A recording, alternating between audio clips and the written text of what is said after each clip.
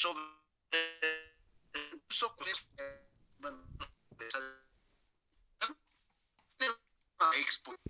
una pregunta, resuelven, termina la exposición,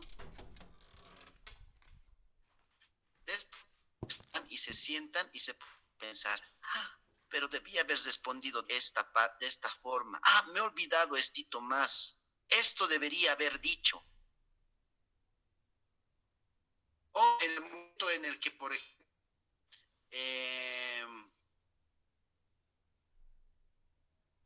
en el momento en el que se les escapa una potencia de ejemplo, por ejemplo, la libro, por ejemplo, ¿no? Cuando existe una discordancia de que ha sido por un lapsus lingüe o por una distracción, ¿no? O quería decir una cosa y termina sobre su ha sido apagado. Por ejemplo, los niños en el caso de los murciégalo, y alguien le dice, no es murciégalo, es murciélago, alguno de los otros niños, ¿no? O cuando alguien pronuncia mal y le corrige, o cuando alguien se da cuenta de que ha pronunciado mal, ¿no?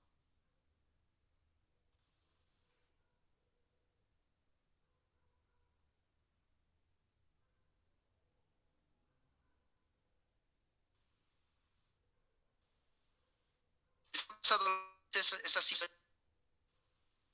Sí, licenciado. Es como tu Sí. subconsciente, estás hablando y dices algo mal y tu subconsciente, ay, no, me equivoqué, ¿lo corrijo, no lo corrijo, después lo corrijo o sigo así? Algo así. Correcto, Lucía, ¿no? Eso es la reflexión sobre el uso del lenguaje, ¿no? Me equivoqué, como tú dijiste, Lucía, ¿no? Me equivoqué, ahora ¿qué hago? ¿Corrijo o no corrijo? Y a veces repetimos, ¿no? Repetimos 2, 3 veces, a mí me pasa, ¿no? Yo sé que a ustedes también les pasa. Entonces, ese momento estamos reflexionando sobre el uso del lenguaje. Y esto lo hacemos ¿por qué? Porque hemos desarrollado esa conciencia que nos permite saber si estamos actuando lingüísticamente de manera adecuada, ¿no?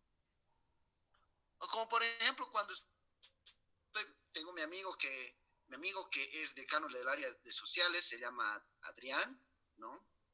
¿Ya? Y con Adrián nos tratamos muy coloquialmente porque es mi amigo, ¿no? Constantemente estamos charlando y demás, ¿no? Pero obviamente un trato coloquial. Pero cuando llego a su oficina, su oficina, él está en una situación jerárquica, de autoridad. Entonces yo voy allá y alguna vez se me ha ocurrido, ¿cómo es Adrián? Por ejemplo, decirle, ¿no? Después me doy cuenta que hay gente a su alrededor y cambio el tipo de comportamiento, el tipo de actitud, ¿no? Lingüística, el tipo de actuación lingüística, cambio mis registros, ya no utilizo o ya no empleo un registro informal coloquial, sino empiezo a emplear un registro formal acorde a la situación. ¿Eso por qué? Porque he reflexionado que el uso que le estaba dando a mi lenguaje no era el apropiado para ese momento, ¿no? ¿Eso qué implica? Que estoy consciente de que me estoy equivocando en el uso del lenguaje.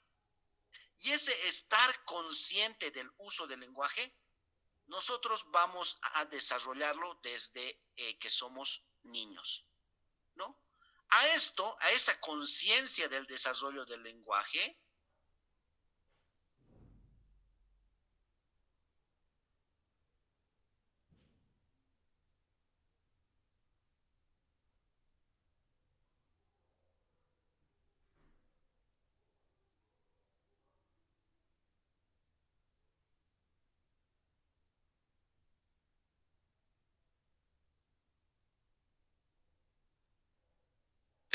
Disculpe, no se le escucha. Dice su micrófono.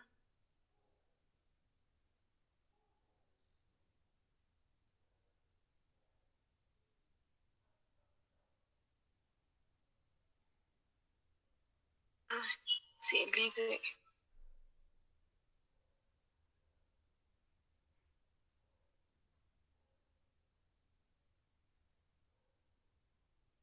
El licenciado no se le escucha.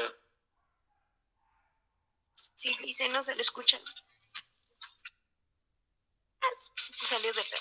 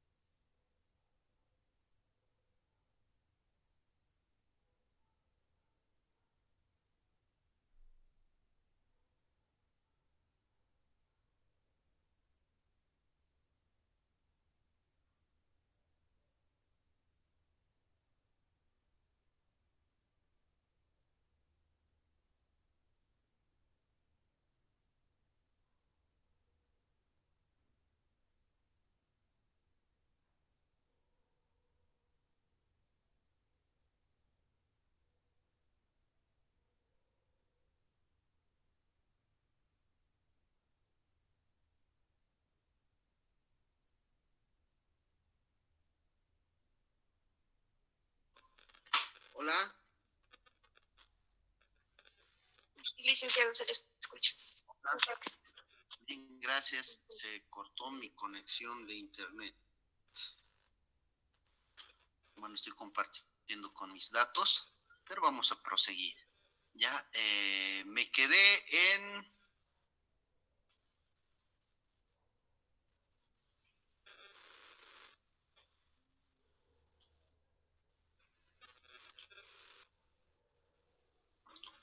reflexiones, aquí está. Me quedé en lo siguiente. Bueno, pues nosotros reflexionamos sobre el lenguaje, reflexionamos sobre el uso, ¿no? Bueno, la reflexión sobre el lenguaje, ¿no? Se da precisamente porque establecemos esa función metalingüística del propio lenguaje, utilizar el lenguaje para reflexionar sobre la estructura lingüística del propio lenguaje. Pero en este caso, todos nosotros desarrollamos la reflexión sobre nuestro uso del lenguaje. Es decir, reflexionamos si estamos realizando una actuación lingüística adecuada. ¿Qué es la actuación lingüística? Una actuación lingüística es el desempeño comunicativo que estamos desarrollando. Es decir, si estoy desarrollando mi desempeño comunicativo de forma apropiada a la situación, al contexto, si estoy formulando bien mi entonación o mi pronunciación está siendo la apropiada, ¿no? Entonces, eso es reflexionar sobre el uso que le estamos dando al lenguaje. Y esto lo vamos a desarrollando gracias a que el mismo entorno, ¿no? Cumple una función de monitor, nos monitorea el entorno, cumple una función de control sobre nuestras producciones, sobre nuestras emisiones. Y allí nosotros, por la constante práctica del lenguaje, nos vamos dando cuenta qué está bien y qué está mal. Y somos conscientes de lo que está bien y o lo que está mal. Y eso se va adquiriendo desde niño, ¿no? Cuando los padres, por ejemplo, cuando el niño dice, titi, y el papá le dice, no es titi, es auto. A ver, di, auto, auto. Entonces el niño imita, ato, hasta que logra pronunciar, ¿no? Si sigue pronunciando ato, auto, a ver, di auto, ¿no? Y existen diferentes formas didácticas que emplean los papás, ¿no? En este caso la mamá emplea varias estrategias, qué sé yo. Existe una teoría sobre el lenguaje simplificado, ¿no? Que es obviamente brindar al educando, ¿no? Un conocimiento un poquito más avanzado que el anterior, ¿no? Un lenguaje simple, que gradualmente se va convirtiendo en complejo, toda vez que va siguiendo esa estructura de construcción de aprendizaje que nos hablaba Vygotsky en en el segundo capítulo desarrollado sobre interacción social y desarrollo del lenguaje, ¿no? Entonces, el medio funciona como controlador, como un monitor, que prácticamente a nosotros nos va a decir qué está bien, qué está mal, tanto desde el aspecto fonético, fonológico, ¿no? El aspecto morfológico, el aspecto sintáctico, el aspecto pragmático, ¿no? En la escuela entramos a aprender sobre lo que es el lenguaje y la profesora, ¿no? Nos dice, así se debe escribir, y vamos reflexionando también sobre el lenguaje y sobre su uso, ¿no? ¿Por qué no debo pronunciar? ¿Por qué no es permitido pronunciar ajos y perejiles, ¿no? En esto estoy hablando de palabrotas, ¿no? De palabras grotescas, ¿no? En un contexto académico. ¿Y por qué es permitido en la cancha de fútbol o en el estadio?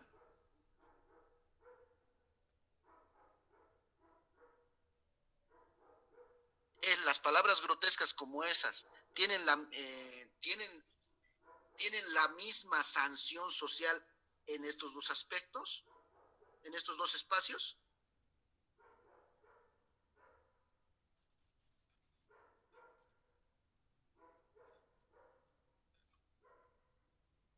No, licenciado.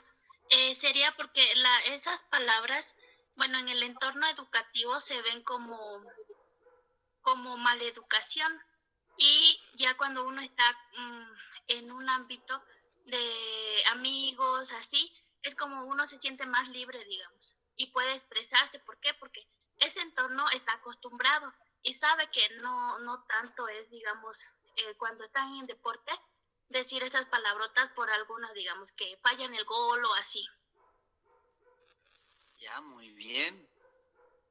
¿Quién nos dice qué está bien, qué está mal en esos usos? El control social, el control que le da el grupo. Obviamente, como decía, ¿no? Decir palabrotas en un espacio académico es sumamente sancionable, ¿no? La sanción, ¿cómo nos dan? ¿No? Prácticamente con el rechazo, ¿no? Si nos vamos a querer acercar a otra persona, la otra persona va a tener un criterio, ¿no? Una percepción de que, por ejemplo, soy un maleducado, entonces no me aproximo, entonces yo voy a sentir prácticamente esa sanción, ese rechazo social. Pero esto lo vamos desarrollando, ¿no? Vamos desarrollando eso de la adquisición del lenguaje. Mediante la adquisición del lenguaje también vamos desarrollando y reflexionando sobre sus usos, ¿no? O sea, no es hablar por hablar, no es emitir cualquier palabra y ya, sino nosotros mismos vamos desarrollando esa conciencia de que estamos pronunciando bien o de manera adecuada, estamos construyendo oraciones sintácticamente aceptables y entendibles, estamos empleando bien una palabra acorde al contexto, ¿no? Y estamos teniendo, si estamos teniendo, vamos a tener una actitud de rechazo por los demás, dependiendo de la actuación lingüística que vayamos a realizar, ¿no? Todo eso vamos aprendiendo a estar conscientes de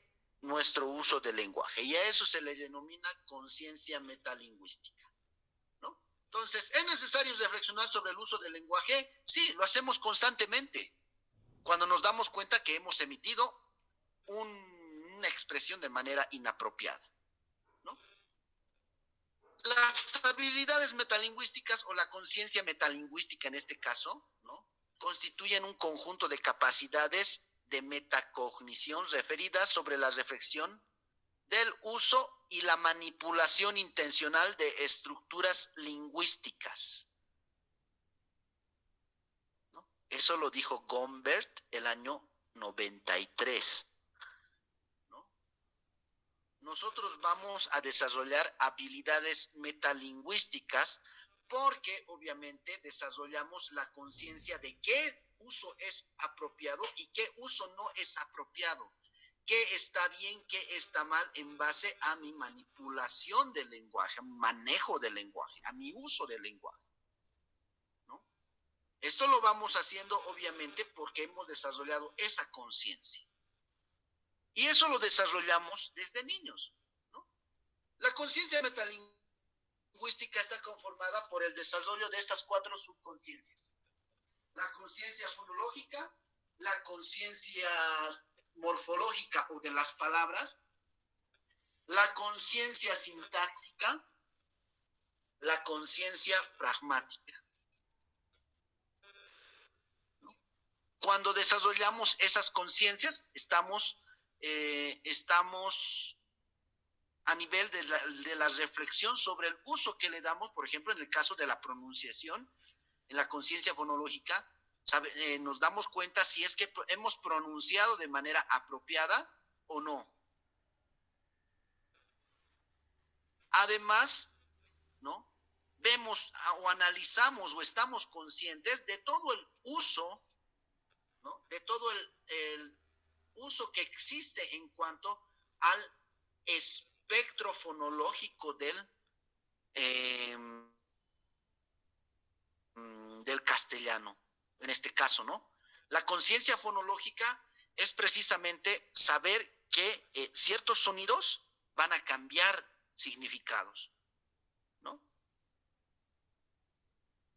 Estar consciente de ello, por ejemplo, la conciencia fonológica, nosotros vamos a desarrollarlo cuando, desde los 3, 4 años, ya empezamos a desarrollar la conciencia fonológica. Cuando se logra, por lo menos, tener un dominio de la conciencia fonológica, el momento en el que estamos siendo alfabetizados, ¿no? Porque cuando estamos en el proceso de alfabetización, ¿no?, los niños generalmente pasan por un momento o por una etapa donde asocian el sonido con la grafía, ¿no?, el fonema con el grafema, porque para escribir tenemos que hacer esa asociación, ¿no? Los niños tienen que pasar por esa asociación de fonema, grafema para adquirir la escritura. Eso implica que los niños en una determinada edad, 4, 5 años, ya deben tener conciencia de que ciertos sonidos producen cambios de significados, ¿no? Cuando el niño tarda en desarrollar su conciencia fonológica, ¿no?, esto puede repercutir en la adquisición precisamente de la competencia lectora y de la competencia de la escritura, ¿no?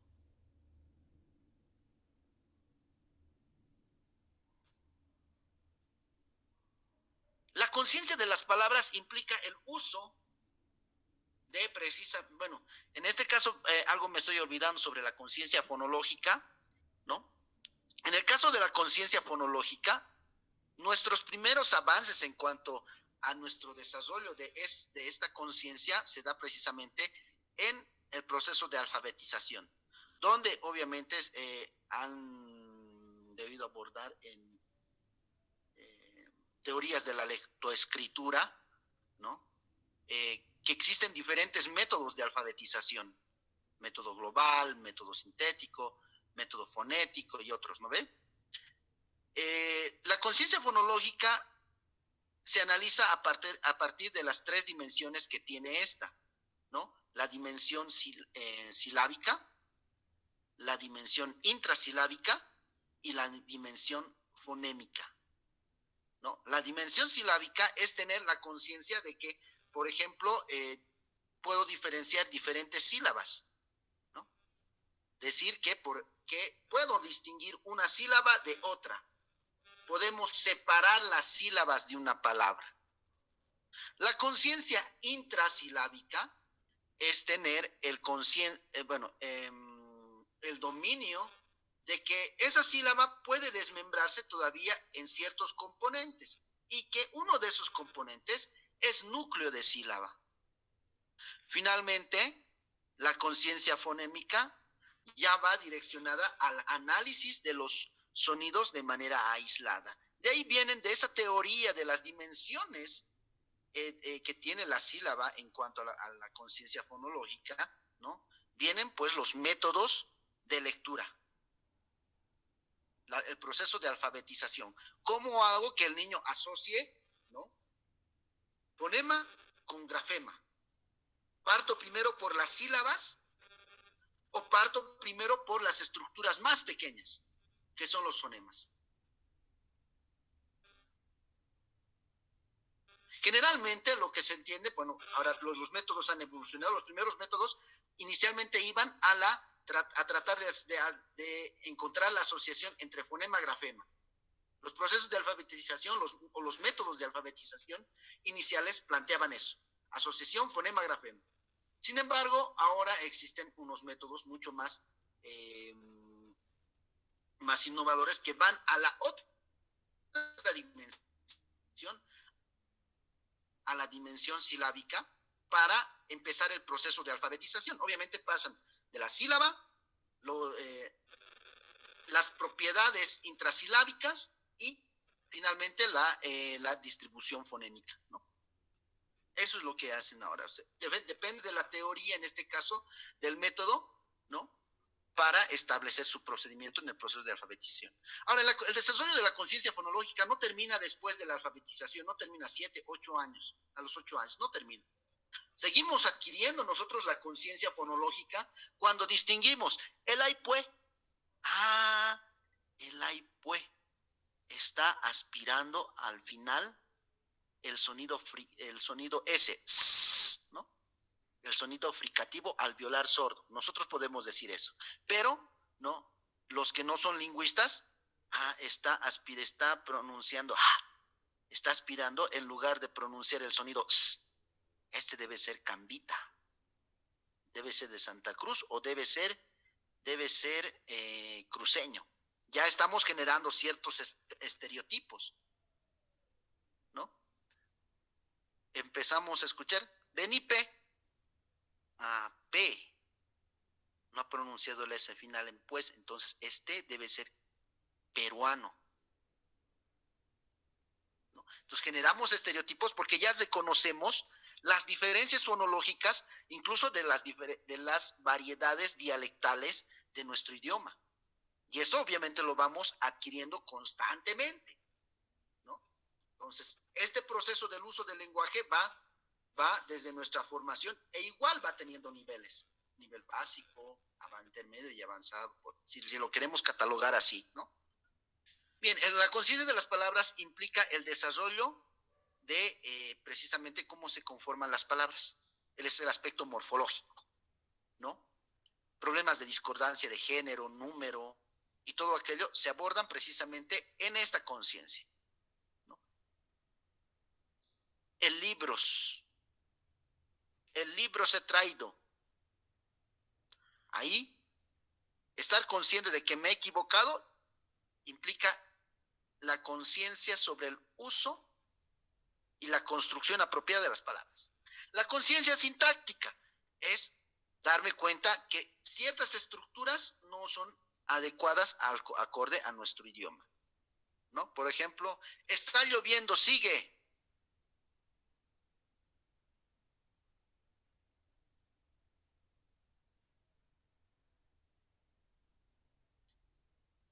Estoy viniendo.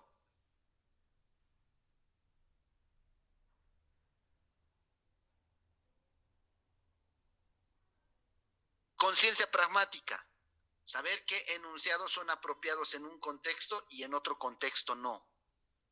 Eso también lo desarrollamos, ¿no? Y generalmente vamos desarrollando, ¿no? En esta secuencia, primero fonológica, las palabras, sintáctica y pragmática. Pero eso es en un nivel inicial. Constantemente vamos mejorando nuestro desempeño y el desarrollo de nuestra conciencia en base a estos 4 componentes. Hasta aquí, ¿hay alguna consulta?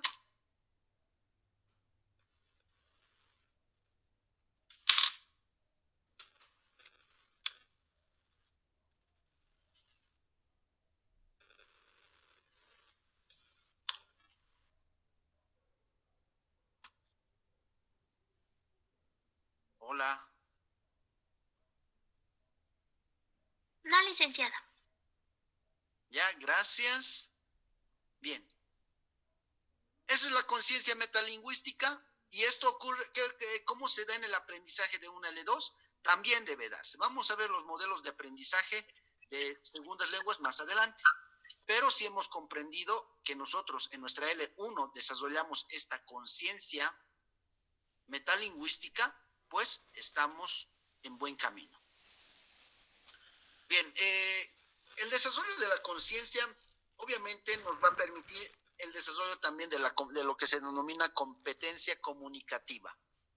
¿Qué es la competencia comunicativa? ¿Qué se entiende por competencia comunicativa? Esta es entendida precisamente como el uso adecuado del lenguaje, ¿no?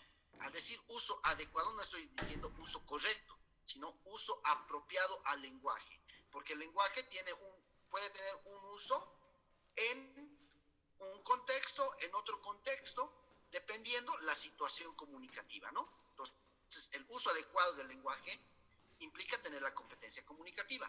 Eso implica desarrollar una actuación lingüística apropiada.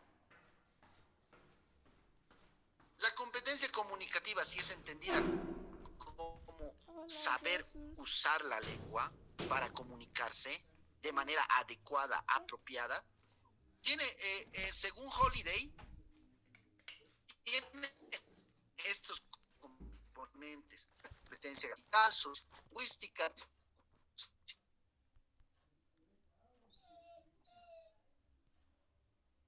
Bien, no me equivoco, Chomsky, pero la competencia comunicativa está conformada por la competencia lingüística y pragmática. La competencia lingüística va a ser la gramatical y la competencia pragmática tiene que ver con lo sociolingüístico, discursivo y estratégico. Ya nosotros en la materia nos vamos a quedar con esta clasificación. Obviamente hay otras también clasificaciones, ¿no? Pero en la asignatura nos vamos a quedar con esta. ¿Ya?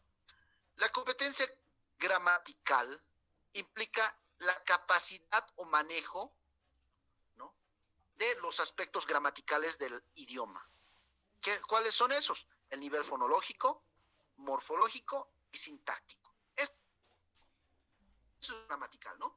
Lo gramatical estudia prácticamente el aspecto normativo de la lengua. Al estudiar el aspecto normativo de la lengua, ¿no?, estos que incluyen lo fonológico, lo morfológico y lo sintáctico, las reglas fonológicas, morfológicas y sintácticas de la lengua. La competencia sociolingüística implica el aspecto discursiva y estratégica, implican el aspecto pragmático. Lo sociolingüístico, ¿qué es? Es el uso de la variedad apropiada, ¿no? La competencia sociolingüística voy a emplear acorde al contexto. La competencia discursiva es la capacidad de mantener el hilo del discurso. ¿no? Esa capacidad de saber qué más decir, qué más puedo abordar, ¿no? Esa es la competencia discursiva. Saber precisamente las etapas de una actuación lingüística, ¿no? Eso es. Ahora, la competencia estratégica implica la habilidad de manejar los recursos lingüísticos adecuados para cumplir el fin comunicativo, la intención comunicativa. Entonces, si digo que la competencia estratégica es esa capacidad o esa habilidad, ¿no?, de utilizar precisamente, seleccionar cuál es el recurso más apropiado para convencer o para persuadir, ¿no? Yo lo utilizo. Por ejemplo, la entonación, por ejemplo, puede ser un elemento suprasegmental que puede brindar cierto elemento emotivo o expresivo a una expresión, ¿no? Vienes, si a esa entonación de vienes, le añado porfis, ni siquiera por favor, porfis, ¿no? En esa expresión, con esa entonación y ese acortamiento de por favor a porfis, ¿no?, estoy agregándole cierta carga emotiva, recortando la distancia social entre emisor-receptor y dándole esa coloquialidad, ¿no?, que permite persuadir al receptor. Y con esto se manipula el lenguaje, ¿no? Con esto se manipula a la gente a través del lenguaje. La competencia estratégica. Ver, ¿qué puedo decir para convencerlos? Ah, ya sé, me voy a hacer a la víctima. ¿Es una estrategia? Sí, es una estrategia, ¿no? Y eso, bueno, puede estudiarse en el discurso político y demás, ¿no? Pero eso ya no es nuestro tema en la asignatura, ¿no? Hasta aquí, consultas.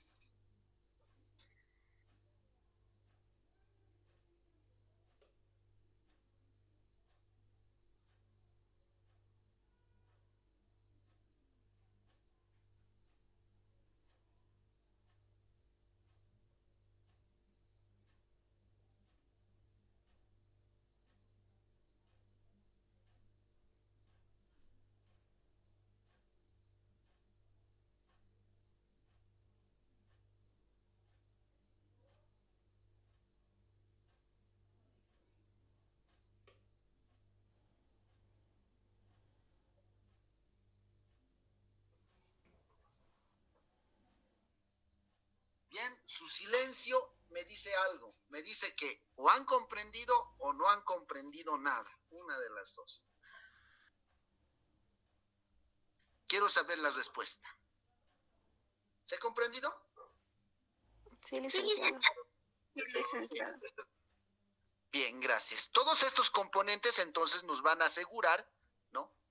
Todos estos componentes, todas estas habilidades nos van a asegurar una competencia comunicativa, un desempeño o una actuación lingüística apropiada. Y eso, por ejemplo, es la finalidad de la educación, ¿no? Y cuando, por ejemplo, aprendemos una segunda lengua o una lengua extranjera, ¿no?, la finalidad es que desarrollemos esa capacidad de comunicarnos de forma adecuada, apropiada. Bien, hasta aquí se concluye el tema. Reflexiones sobre el uso del lenguaje. Hasta aquí concluye el avance de contenido para el primer parcial.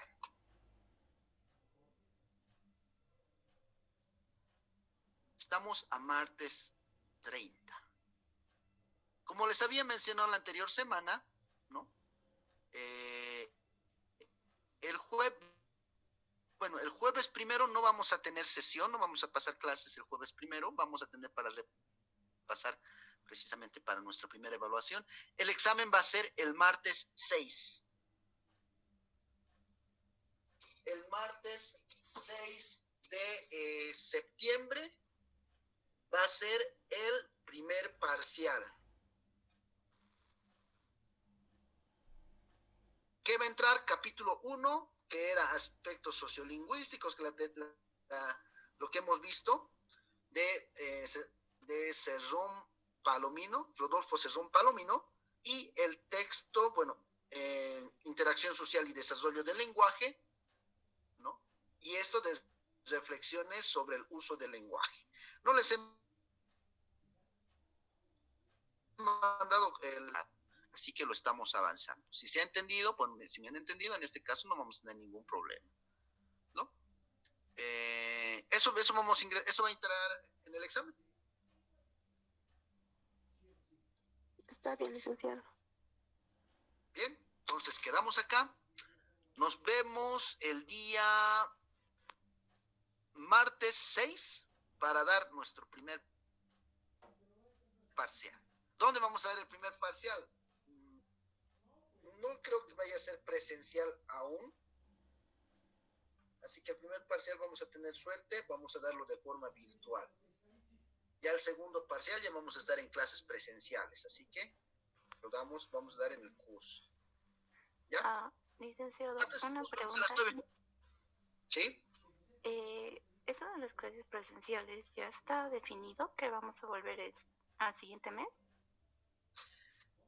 La verdad no tengo mucha idea, pero acorde al comunicado que nos han remitido, ¿no? Al finalizar agosto iba a hacerse una evaluación a nivel facultativo. En dicha evaluación se va a verificar esto de los casos de COVID, cómo está la situación y demás. Y bueno, pues de ser posible vamos a volver a lo presencial. Yo creo que va a ser eso, ¿no? Vamos a volver a lo presencial a partir de a partir de la siguiente semana, clarito les van a comunicar, o la subsiguiente. No, más probable es que sea a partir del lunes 12. Ya nos hubieran comunicado que el día lunes 5 volvemos a presenciales. Lo más probable es que si volvemos, vayamos a volver el 12. De todas maneras, hay que estar atentos, ¿no? El martes nuestro examen va a ser virtual, no va a ser presencial. ¿Ya? Muy bien, licenciado. Gracias. ¿Listo? Bien, quedamos acá. Que tengan buen resto de jornada.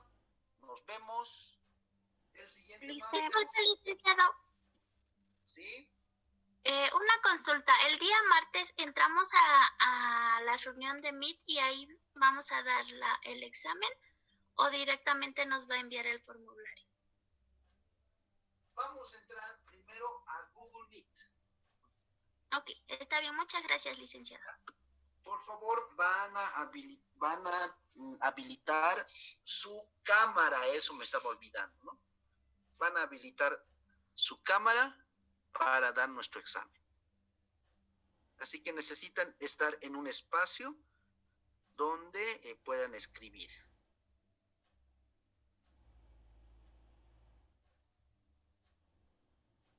Bien, quedamos acá. Licenciado. Lice. ¿Sí? Quería preguntar sobre el tercer tema. ¿Va a enviarnos sobre la reflexión? No, no les voy a enviar. No he encontrado el material. En realidad es un texto de lectura, pero no sé qué pasó. No estaba en mi computadora. Pues no les voy a enviar. Porque no encuentro en el, ¿qué se llama? En el Classroom. Claro. Sí, no está. Ah, ya. Gracias, Lice. Listo. Nos vemos entonces. Chau, chau. Gracias, licenciado. Hasta el martes. Hasta el martes. Licenciado. Chao. Hasta luego.